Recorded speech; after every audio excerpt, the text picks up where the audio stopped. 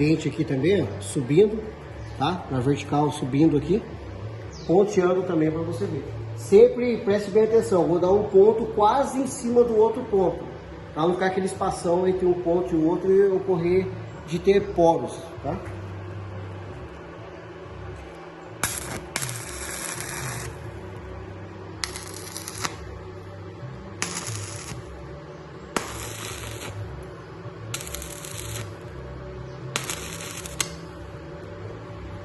Bom, fizemos a soldagem, tá? Vou pegar meu martelinho de bater casca. Vou bater a casquinha para vocês terem alguma soldagem. Deixa eu montar. Peraí.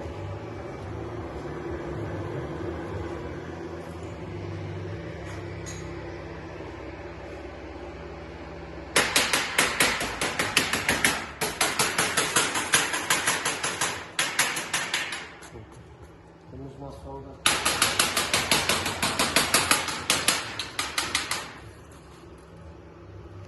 Bacaninha. Vou virar essa peça para você entender o porquê que eu deixei um pouquinho aberto lá para fazer o procedimento de soldagem.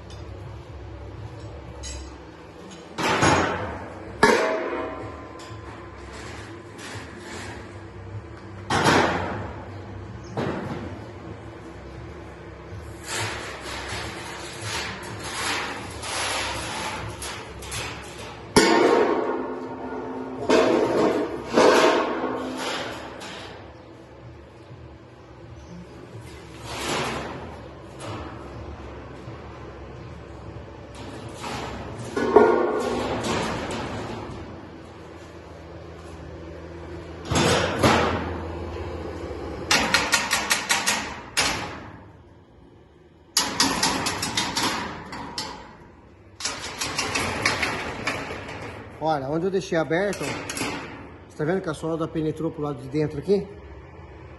Ela passou para cá. Então isso é fundamental na montagem, porque tem maior resistência, tá?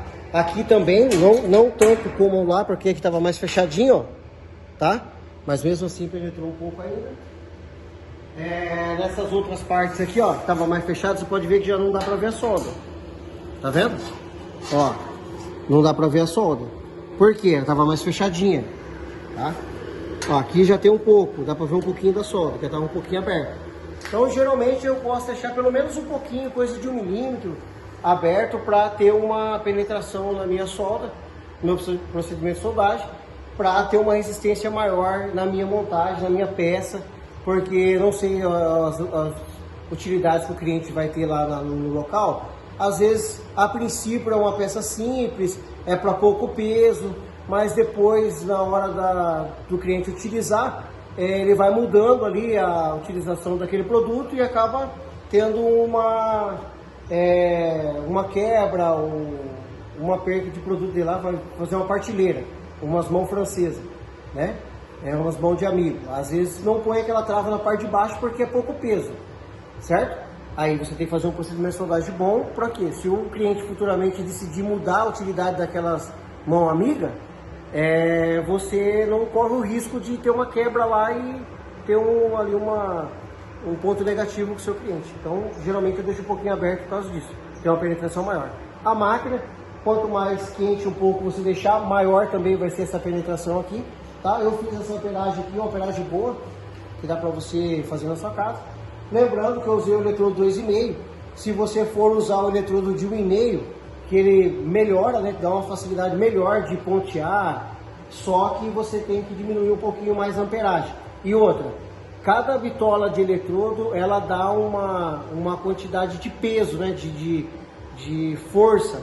Então, quanto menor for a bitola do eletrodo, menor vai ser a utilidade dela para força, para resistência, tá?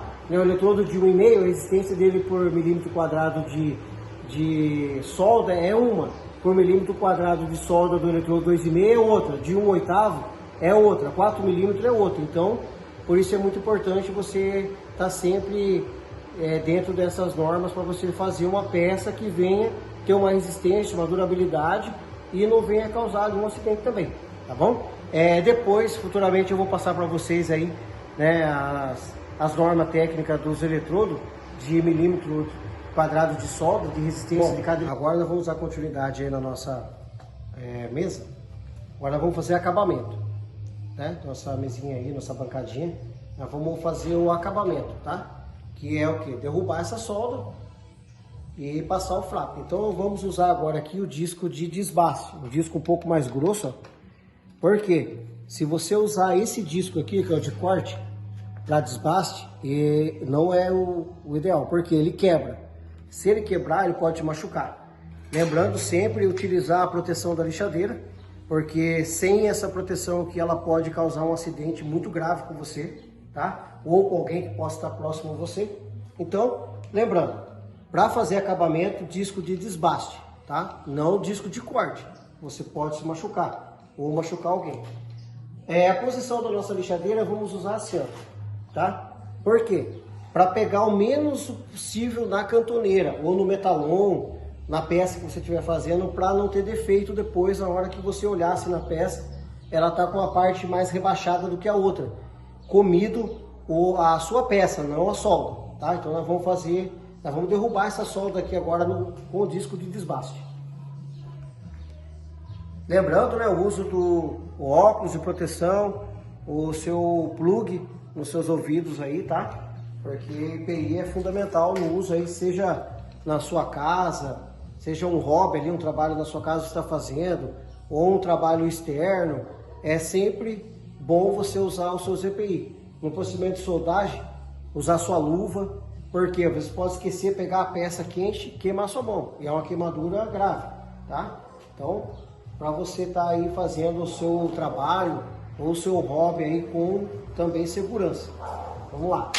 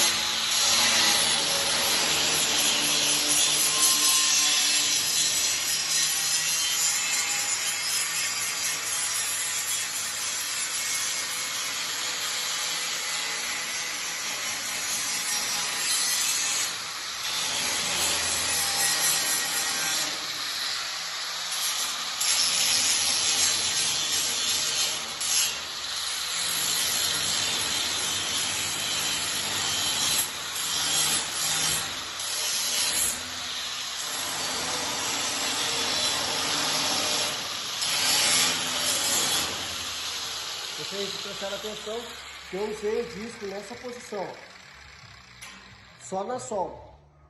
Usar deitado, mais o disco de flap, esse aqui que nós vamos usar, tá? Porque ele vai só dar um acabamento aqui. Se eu usar o disco de desbaste deitado, ele vai comer minha peça, ele vai fazer buraco. Então, a hora que você olhar assim na peça, você vai ver uma parte da peça comida, né? Aquela parte rebaixada assim na peça, isso não é legal, né? Na hora do acabamento, se for uma parte que for ficar visível, o seu cliente vai ver a peça pintada e ele vai ficar em destaque no seu acabamento, mas a imperfeição ali na peça, tá bom? Agora nós vamos usar aqui o disco de desbaste, o disco de flap, tá? Eu estou usando aqui a granalha 80, lixa 80, que aqui é uma cantoneira, né? Se fosse o metalãozinho aqui, eu usar um pouquinho mais fina, tá? Tenho ali a lixa 100, que ela tira bastante os risquinhos, fica o acabamento mais ideal.